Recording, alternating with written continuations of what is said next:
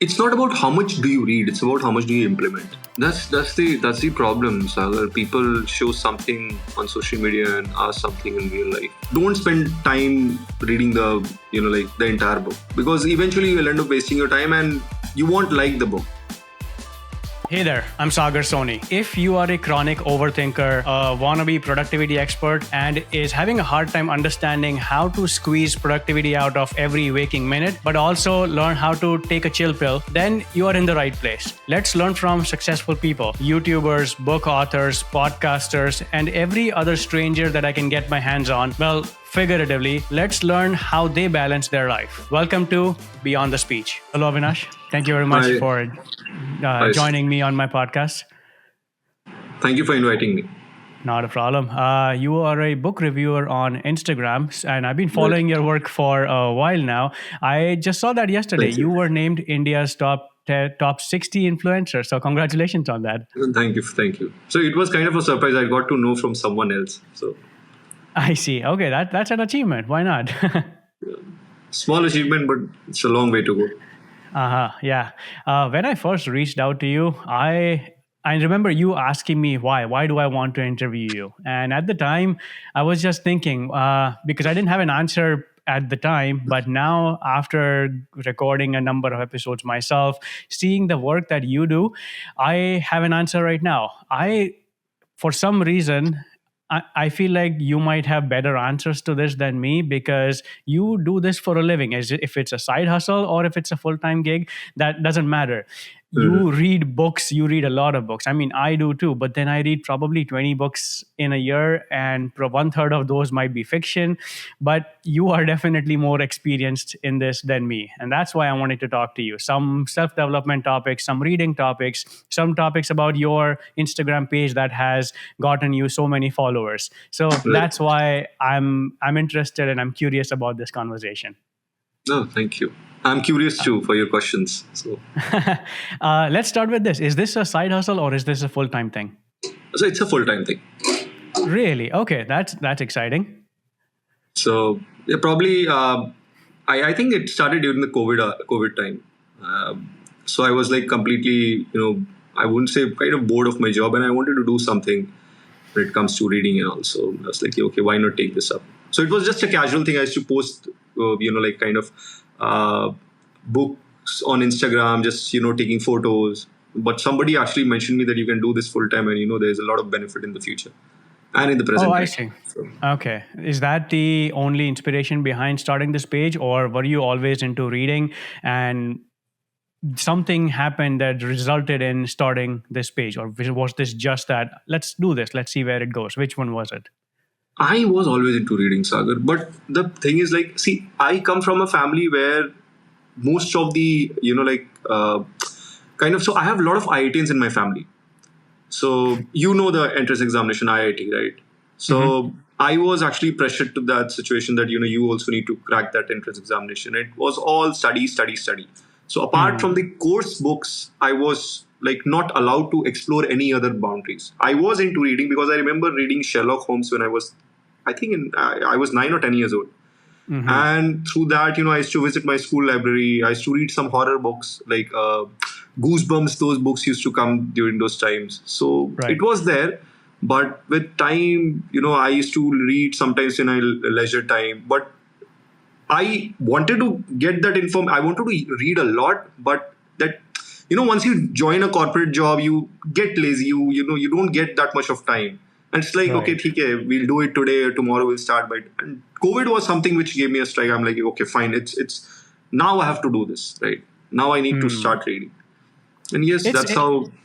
it's interesting that when you think about it, we needed COVID and the time of work from home to actually realize that it's not just that we have free time right now, that if we had the ability to find a time in the day that we can do this full time, because there are people out there who work 9 to 5 and still do something on the side too, but we needed that kick to actually get a lot of free time on our hands in the beginning, and that's when we slowly started learning how to manage our time well. Absolutely, Sagar.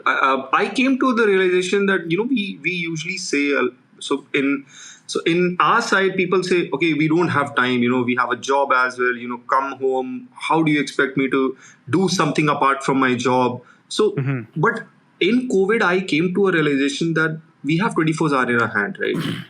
It's up to us how we utilize that time. If Hmm. you are not, if you're very tired at the end of the day, unable to, sit or do something apart from, our work or some pursue any hobby, I understand your body sometimes get exhausted, right? You won't get that kind of energy or stamina, but you have weekends, right? Hmm. You can Yeah. utilize the time during those hours, during those I days. So Yeah, I mean, not every day has to be the same. So you're right. We can yes, just yes, find a day where your energy is higher than usual.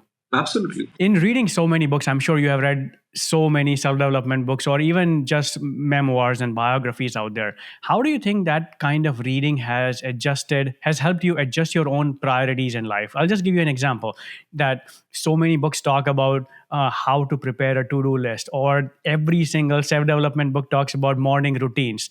The idea behind you say yes to just 1% of the things and so say no to everything else. Mhm. How do you think reading so much has helped you in these aspects? Are there a few things that you have really adapted in your own life? Yeah, I would say, Sagar, it's not about how much do you read, it's about how much do you implement from whatever you have Hmm. read. If you read a self-help book, like let's say take an example of self-help book. 100-page self-help book will be there. It's not like you have to implement each and everything that is mentioned in the book. Take small thing like waking up early in the morning, having a good diet. So by doing those small things, you can achieve a lot, right? So I would say what I've learned from the books, I have implemented, and it has worked very well for me. Especially when I have to wake up early in the morning, I have to sleep early in the night. My eating habits, Hmm. my so if I need to work out, how do I need to spend my day? How do I need to plan my day so that I get that much of time at the end of the day to go and work out? If I'm unable to do it in the evening, I have the morning hours, right? So that's how reading has helped me. So whatever I have read, I have taken that, used in my life. Because if you see, Sagar, every self-help book, some or the other, we will find a correlation between them. Yes. It's just that they talk in a different manner. So if someone is talking about procrastination like in a different way, so if you are publishing a book, you might talk in a different way. But the aspect, but the message would be the same, right? Right. So that's how I've taken those knowledge, and I've implemented those knowledge in my life, and it has worked really well for me. Okay. See, that's the thing, that after reading so many of the same topics from different books and different point of views, I like the experiences that people talk about, but the main agenda is always the same. Yes. And that's why I want to know from you. My next question is about if there are books that you want to skim through because you have read the topic 100 times before, or you just don't like the topic at all. Mhm. Do you feel guilty about not finishing that book, and do you feel like, okay, I need to finish this because I need to post a review online, or I don't like leaving books halfway? Do you go through that? Because I do. I absolutely go through that. I'll tell you why. Because there's one of my friend told me that if you till the 100th page, if you're finding the book to be boring, right? If you're finding the book not to give you any kind of knowledge, any, be it fiction, self-help, non-fiction, or classic, any genres, if you say, don't spend time reading the like the entire book, because eventually you'll end up wasting your time and you won't like the book. So if I don't like till the 100th page, I'm like, okay, fine, I'm done. So I don't feel guilty at all. Yeah, I have to finish the book. I have to just add it to my reading list that this much number of books I have read. I don't do that. I see. Okay. Yeah. It's hard. I mean, it's very easy to understand what you're saying right now. But once you get into that specific book and you feel like, oh, I want to give this up, and you get into that cycle that I want to mark it off as I have already read this book instead of just leaving it Mhm. halfway. So from time to time, I go through that. That's why I was curious about this. But then, where does do you feel pressure to read and review books just because you have to post it online because some publisher reached out to you? I do not feel any pressure. I'll tell you what. When they reach out to me, I actually ask the context of the book. So I want to know what the book is about, right? So Okay. that it actually resonates with my interest. Right?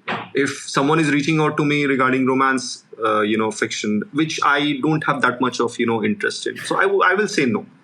right? I see. Someone is reaching out to me regarding self development, business, or any other for like kind of financial learning. I'll say, okay, fine. This is going to help me as well as my readers, as my audience base, because there will be someone who will be picking up the book and saying that, okay, this is how the book and your review actually helped me out. Hey, quick pause. If you're enjoying this episode and getting value out of these conversations, I have a small favor to ask from you. If you're listening to this on Apple Podcast or Spotify or anywhere else, I would greatly appreciate if you leave a 5-star review. It's going to help more people discover this show. And if you're watching this on YouTube, subscribe to my channel and drop a comment with your thoughts. I would love to hear your take as well. So let's keep these conversations going. All right, back to the episode. I see. Yeah, that's exactly what you are aiming out of this whole process. So Right. that's rewarding for sure. That's rewarding. Yeah. But then, see, reviewing books consistently requires discipline because you have to read consistently and then start taking pictures and then highlight through the books that you enjoyed the most. Do you have a system or a routine that you stay with in order to stay on top of reading as well as reviewing online? Yes, I do have, because I have a application called Notion which I use. So I plan out everything. So how much time will I take to read the book? How much time it will take for me to review it, and how much time it will take for me to highlight the quotes and all from the book. So, but the highlighting part makes it easy. Why? Because when I read the book, so if I find something useful, I'll highlight it so that I don't have to skim through once I'm making the content, right? So that actually saves a lot of time. So I have a proper schedule for that. So it goes by like kind of a to-do list, like do the small tasks first, and then you aim for the big task. So that's how it. Then That's how it. how do you never feel overwhelmed with the number of books you have to review and read, because so many people might be reaching out now that you have a bigger following, that you have so many books I to don't. review and you have to publish, because they might give you a deadline that you need to post this review online before the end of 2 weeks. I give them the deadline. They don't give me deadline. Okay. So I tell them like, okay, this is the deadline. So this is when the review is going to be posted, right? And so before that, they don't reach out to me or ask me, and I deliver the review on time. I mean, if it's supposed to go on 2 weeks, I'll do it on 2 weeks. But in case if I'm unable to do that on time, I usually just kind of update them. Okay, it won't be happening this week. It will be going out next week. So there's no pressure regarding that. I see. Okay, that's nice. Everything to have needs to be planned. Like if you do planning, if you do a proper planning in any task you do, it's not going to overwhelm you, and you won't feel pressured about it. So that's the that. idea. Okay. I just feel like that sounds good in theory, but not every day is the same. So there might be times where you feel like shit, that I need to do this. I need to read this so that I can send this out, because I gave myself and I gave the publisher or the author a deadline. So let me go through this right away, even though it's taking away from the main thing, which was enjoying reading. Do you feel that or no? No, Sagar, I don't. See, I'm not being preachy over here, but discipline is something which I am, very. I follow this method. I haven't been doing this for a very long time, but after COVID, I realized that okay, this is something which I need to do. If I'm disciplined, if I love my work, I'll enjoy I'll do it on a regular basis. Like every day, if I have to do every day, I'll do it, and that's what I've been doing for past 5 years now. So That's impressive. I don't feel even if I have to, like, what would I do? Like I'll just shut down myself for a while, have a tea, have a coffee break, and then come back and just start doing the stuff I need to do. That level of awareness, where does that come from? I think experience. Experience. Okay, so it's not forceful, because this is a question for me, because I feel like I lack that awareness, because I will just shut that laptop off and then I'll completely check that day off, that I'll start again tomorrow. Today is a waste. That's how I am doing right now. It's fine. I'll tell you, Sagar, if you are actually telling yourself that I'll do it tomorrow, make sure you do it tomorrow. That's the end goal, right? I mean, if I'm, just shutting down my laptop, I'm saying, okay, fine, Sagar, I'll start in the evening at 6 p.m. But instead of, just doing it in the evening, I'm just procrastinating, delaying it, for 2-3 days more. So some or the other way, miss out. You will miss out a deadline. You won't be able to put that kind of, effort in your work. You lose interest eventually. So, but if you're giving yourself that time, make sure you make up to it the next day. Where does that discipline come from? Is that from jiu-jitsu? I know you are into that. Oh, You think yes. that has helped your Yes, jiu-jitsu has helped trajectory me. so far? Yeah, jiu-jitsu and kind of, physical training, workouts and all these kind of things. So, Really? yes, Okay. workout. I believe people should work out. That actually develops the discipline. Reason is, when you see changes happening in your body, obviously you'll gain that kind of confidence, and you'll want to do it more, right? So Yeah, that's how that's fair. discipline arises. Okay.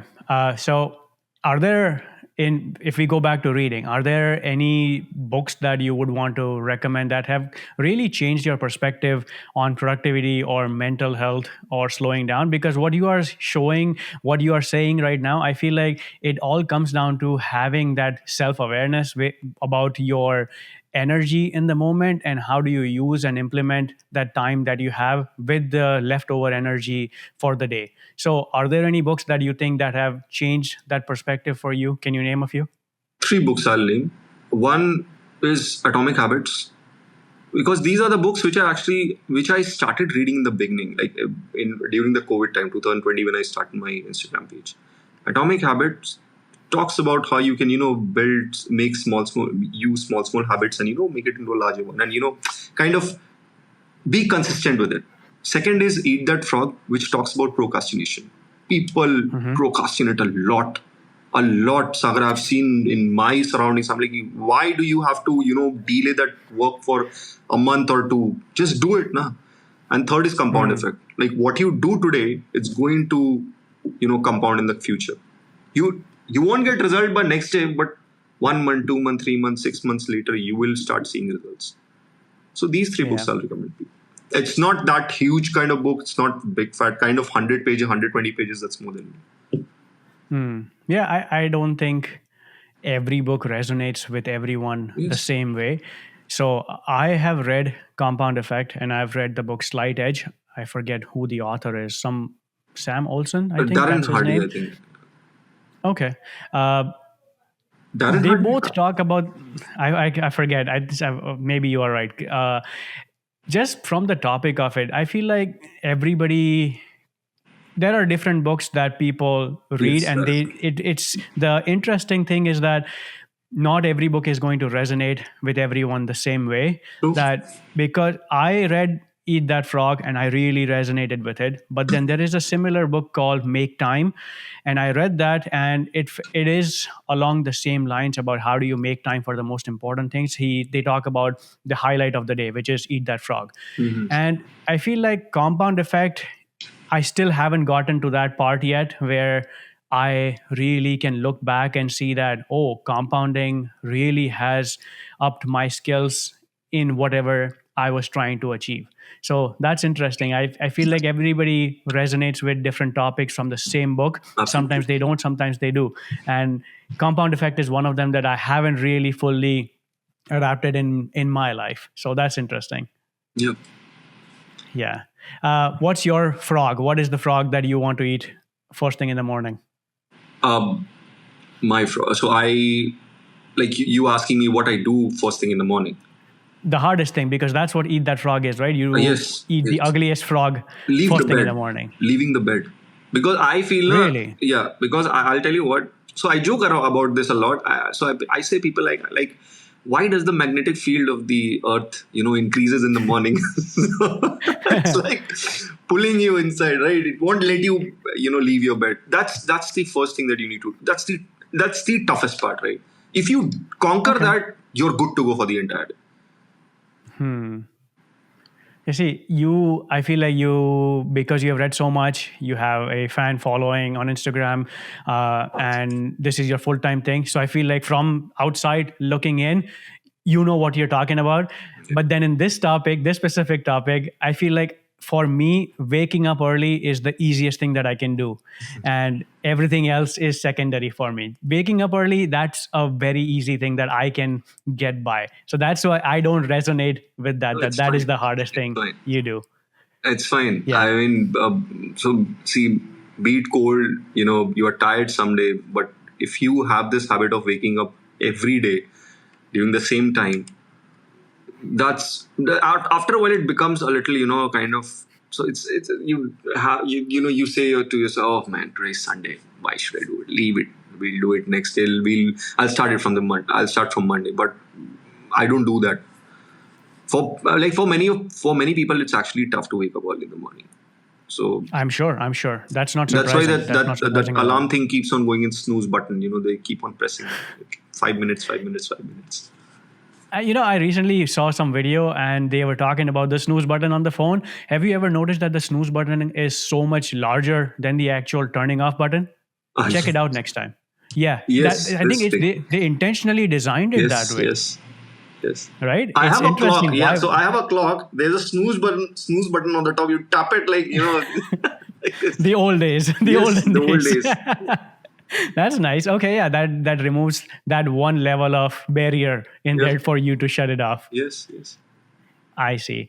I want to go back to the Instagram page. I always thought that because that's where I am right now, that I reach out to people because I want to review their book. Mhm. In your case, do the authors reach out to you, or are the publication companies that reach out to you on a regular basis? So publication companies do reach out to me. I mean, they keep on sending me books as well.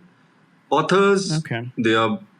So it's kind of a 50-50 situation. Like some authors are there who reach out to me, some are there whom I reach out to through cold emails, cold DMs, right? So it goes on that way. Like kind of publishers are there. I cannot.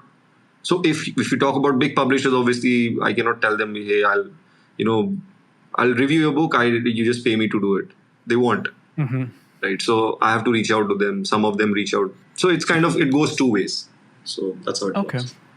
How have you grown your audience since the first time you started? What strategies have you used? I was consistent. There were blogs which I read. I'll tell you, Sagar, Instagram is actually kind of understanding the algorithm is a little difficult. You read a lot about it, how you need to grow your page, how you need to kind of whatever strategy you implement. It's all about the kind of content you put out there, right? Hmm. So I was like, okay, fine. So this is what the audience like. This is the kind of books that I need to put out there. This is the kind of book I need to review it out there. The kind of hashtags do I need to use. So all these kind of strategies kept on coming, and I just kept on implementing those strategies on the go, and eventually it worked for me. I see. Okay, so I feel like you just consistently post, Yeah. reach out, cold DMs, cold messaging, and Yes. then that applies for authors and publication companies. Yeah. I see. Have you ever felt the pressure to give a positive review? Because the book is maybe you are not resonating with it the way they expected you to, but you still have to post a positive review. That is why I tell the author. I mean, I remind the author in the beginning only. See, so I say them like, hey, if I don't like certain things in your book, I will criticize it, but in a constructive way, not direct criticism, right? So if I find any every book has a cons. Every book has a pros and cons. You just can't say any book like, okay, this is 100% right. So if I don't like it, I'll message the author. I'm like, okay, this is the kind of review I'm putting out. If you want to make any changes, just let me know. I'll do it, right? Oh, So okay. So before posting, you talk to them that this is what yeah, you're about I to talk post. to them. I discuss with them. I like talking about the book. Okay, what you have written. This should have been written in this way. I give them my suggestions that if you're coming up with the next book, do it in this manner. It sounds more precise. You should write. If there's a one-line sentence that you would have written, it could have been elaborated in a much better way. So these kind of feedback I get from my end. So I see. Okay. Because I have read some of the books that you have talked about and you talked highly of it, but then when I read it, I was like, this is nothing out of the ordinary. This is normal. Or unless maybe because it's just that I've read the same topic so many times. That's why. true, true. Yeah. Yeah. Uh, you talked about highlighting the book as you go along. So is that why you only read physical books, or do you have Kindle and Audible as well? I Audiobooks. have Kindle, but it's very difficult for me to, sit on the screen and read it. I can't do that. And I have this glasses as well. So that is also the problem. I mean, Kindle has this, feature of, you can just dim the light. But it's difficult for me to hold a tablet instead of a physical book. So I like reading via physical book only. So Oh, okay, kind of that's nice. you The you reason get that now, like it completes me kind of, I would say. So That's fair. That's fair. Because I read through all three mediums, and the only reason is just so that if I'm if I want to read 10 minutes before I sleep, then a Kindle is better because I don't have to keep my light on. Or Mhm. I listen to audiobooks when I go workout or when I'm running, so that I can do two things at once. That's the only reason. Or when I'm driving, so that's why I like Audible and Kindle as well. So I'll tell you one surprising thing. I haven't listened to a single audiobook in my life. Really, I haven't. It's like I I feel haven't like even you tried should. listening to. I'm not criticizing it. I'm saying like I haven't tried. Someday I might do it, but I never got the interest of listening to audiobooks. I was always into reading it, and then because I take down notes as well. So when I read, I take down notes. I kind of kind of reason. I put like kind of I reason about the topics in my mind. So that's why I like kind of avoid all these Mm. audiobooks and get like. Okay. Yeah. I feel like wait, is that what you think about podcasts too then? Or you don't No, I listen to listen to podcasts either? podcasts. I listen to podcasts. Really? Yes. That's surprising then. Because podcast is a very different medium than watching YouTube or reading, right? Because you can do all of that while doing other chores around the house, Yes. and you Yes. feel connected to the narrator, not the narrator, but the guest and the host of the podcast. Mm-hmm. So if True. you are into that, that's why I feel like if you're into podcasts, you might be into audiobooks as well. No, I know my statement might sound contradictory, but I'm not into audiobooks at all. But I love listening podcasts. Okay, that's what are your favorite podcasts that you listen to? Right now, I'm just Joe Rogan. I listen to Joe Rogan. Okay, I see. I have been into modern wisdom Oh quite a bit, yes, and Modern Wisdom as well. Chris Williamson's, right? Ah, Chris yes, yes. Williamson. Yes. Sorry, I forgot his name. That guy Yeah. does a brilliant job, and he brings like kind of, especially the podcast Alex Hormozy with Alex Hormozy. Yeah, of It's an course. awesome podcast. Lot of information to Yeah. gather. Yeah, Chris, it's everybody talks about that you need to do something on the side, business wise, or come up with a product and make a name out of your career first before you join a podcast. But Chris is one of those guys that have proved that road wrong because Mhm. he's a podcaster who was a club manager for the longest time, Yes, and he yes, was on Love Island in UK. He was one of the contestants on it, and now he hosts one of the biggest podcasts. biggest So podcast. that's not necessarily true that you need to come up with a product before, or you need to have a business on the side that proves what you are before you start a podcast. Absolutely. Look at his consistency, man. Like he has been consistency throughout the year. Like so, I've been watching him for past 2 years now, and like he showed what he was back in during the COVID time when he started his podcast, and now it's kind of he gives a kind of a cinematic experience in it, and nobody does that kind of podcast. Not even Joe Rogan. I know. Yep. I think one of his podcasts, he does talk about this, that he has not missed a single week of posting 3 episodes per week for the last 7 years now. Oh my god, that's a lot. That level of consistency, I don't know where you get that. So consistency is something which motivation can come anytime, but discipline and consistency is something which you need to do. Even if you're bored about doing the task, you have to do it. You have to do it. Hmm. You cannot always love the task that you are doing it. I said it like I think in the like just a couple of minutes before, but I would like to correct myself. You cannot love. So if you're passionate about something, you cannot always be passionate about it. You cannot always love it. It's about you have to be consistent. You have to be disciplined about doing it.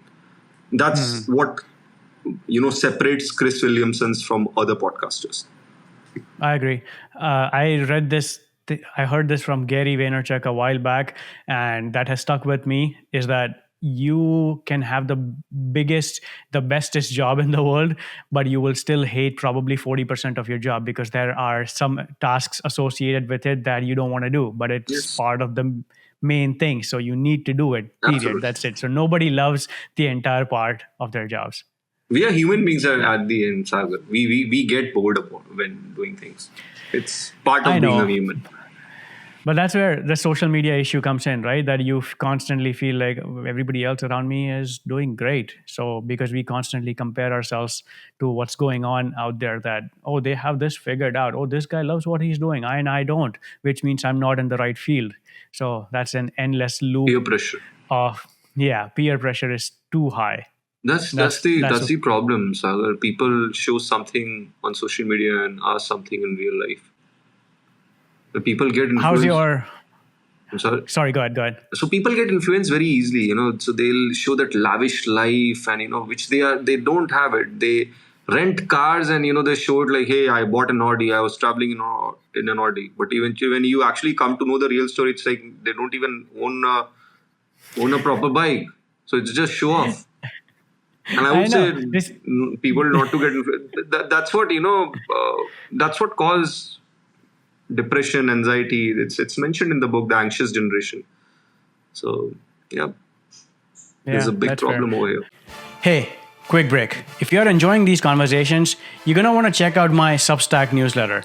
I plan on sharing bite sized insights on productivity, slowing down, and really enjoying the work that you do. No fluff, just real talk, different actionable tips that I learn, books that I read, other podcasts that I listen to, or newsletters that I read. Basically, anything that pops in my head that doesn't necessarily make it to the show. So, if you're interested, use the link in my show notes and sign up for my newsletter. Let's keep these conversations going. All right? Okay, back to the episode. I did not even get that deep into what's the reality behind the people that we see online, but then I slowly started listening to other people who have been in that circle, and they said as exactly what you said, that they are just renting this thing that they're using for this specific Instagram reel, or fitness influencers. I didn't even believe that people who are consistently showing that they have a six-pack ab body because they are a fitness influencer, but then they had that in January, and then they went through a huge photo shoot, and then they just published that for the next 365 days. So that is also something that is part of social media. Speaking of social media, how do you see the role of book reviewers evolve with platforms like TikTok and YouTube gaining traction? Because there's just so many of them. So, how do you think this space is evolving or could evolve? Do you have any ideas? Um, I have seen, like, before there were not many book reviewers. I think 2 3 years back, but now the market has evolved a lot. I mean, authors have a lot of options to just market their book through any medium, reaching out to influencers. So there's a lot of scope, but I cannot just like, I don't have a correct data or statistics to actually put it out in front of you. So But yeah, you're right. There are just so many pages out there. Do you have any suggestions for anybody who's looking to get into the space, and how would they stand out? Because every single book influencer is posting screenshots of the pages that they have highlighted for the books they are reading. So how do you stand out from the same influencer pool? I actually come in front of the camera and talk about the book. I use storytelling method, that how the book has actually impacted my life. Okay. People, I implement those ideas what I learn in the book. So I just don't go around blabbering stuff that, okay, hey, you have to wake up early in the morning. I wake up early in the morning. Then so there's this saying, that preach what you follow, right? So that's what I do. I won't say there would be people who would be doing that, but I won't name those bookstagrammers. There are a couple of them who I find, like, they're just doing it for the sake of getting business, not for the sake of actually teaching their audience that, hey, this is what you should learn, this is how you should learn it, this is how you should implement it, this is what you need to do. So if anyone is coming in this, if anyone wants to do this, don't just do it for the purpose of earning money. Do it because you want to do it and you love doing it. Put your effort in reading the book, right? Don't just highlight and put it out there. It should show in your like, kind of in your behavior, in your, obviously we won't go there and see them what they are doing, but I would say this: just be honest with what you do.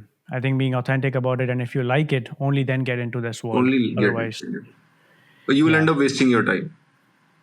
I For see. For your page or for your brand right now, is there a plan to evolve? Are you trying to see if you can maybe come up with a new plan going forward, maybe a YouTube channel, podcast, or write your own book? Do you have any plans of how you want to evolve?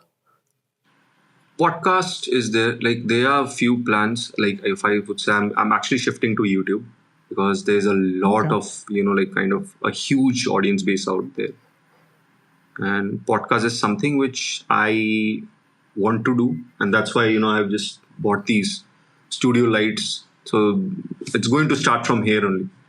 Hmm. So that's the plan. But writing a book, I don't know, Sagar. It's kind of, people ask me a lot, like, hey, why don't you write a book? I'm like, it just doesn't, just don't come in. Like, I don't have to plan to write a book.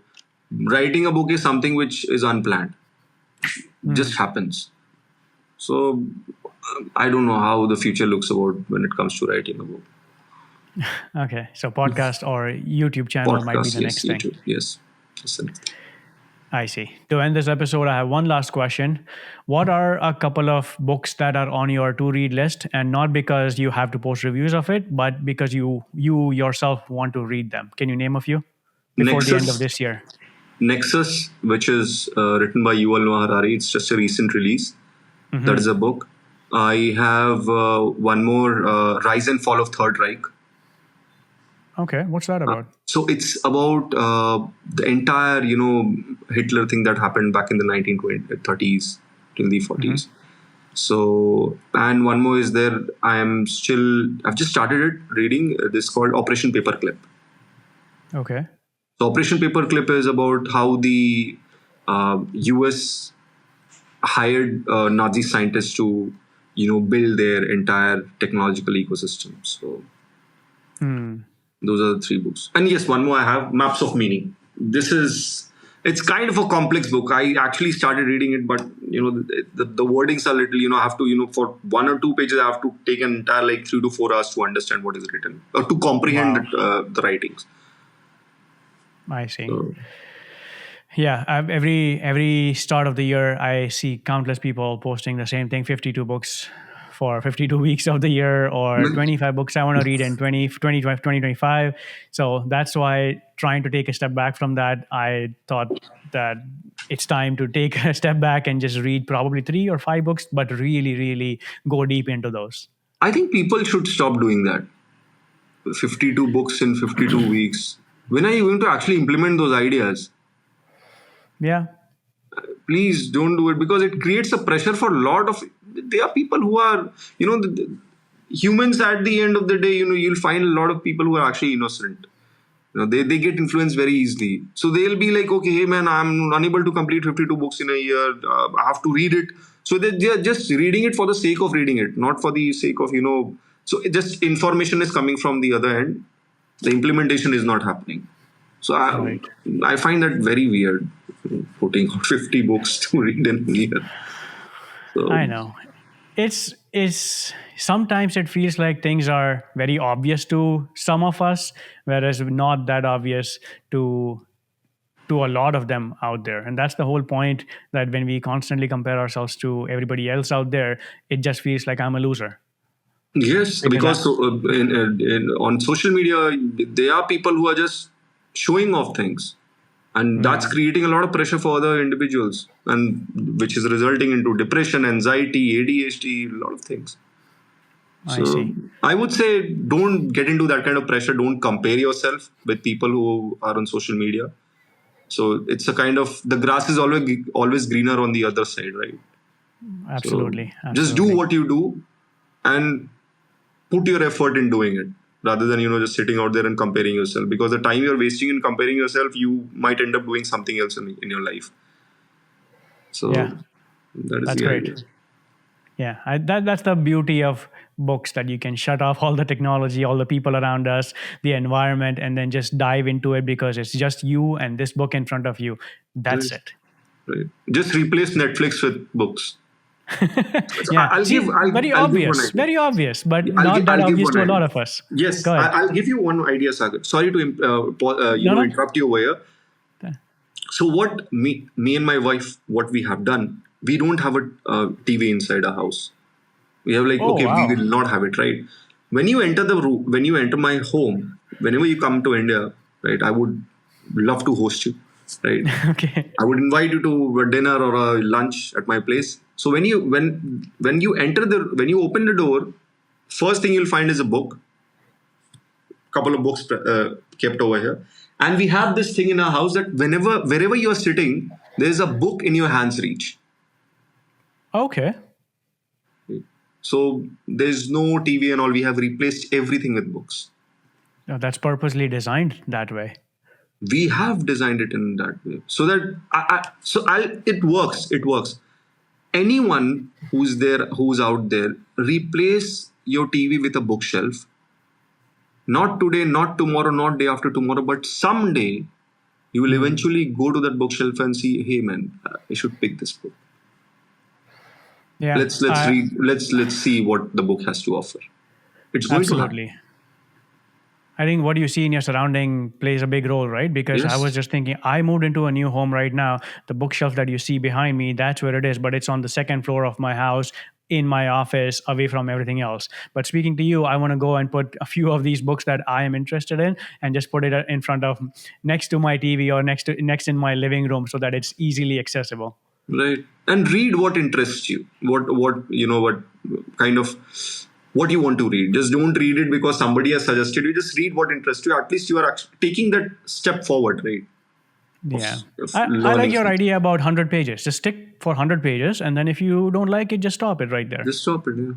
Why end Yeah. up wasting time? Just for the sake of completing the book. Hey man, I Right. have read this much number of books. I mean, it's very weird. So Do you track how many books you have read? no, I don't. No? I find it to be very weird. What will I do with that kind of track record? Like, do I need to get into Guinness World Records or something that I've read this much number of books? So it's kind of like, if you read it, why show off at the end of the day, right? Yeah. This is not something to show off. Implementation. Yeah, implementation is important. Yeah, that's way more important. It's easy to say, it's hard to implement it. Yes, it's hard to implement. Yeah, that's why not everybody is like you. No, Sagar, there would be a lot of people like me. So, but thank you for the compliment, by the way. And that brings us to the end of this podcast. So thank you very much, Avinash. I really Thank you appreciate you so much, taking the sir. time for this. It's an honor. Thank you for inviting me. Thank you for your Alrighty. time as well. All right, take care. Take care.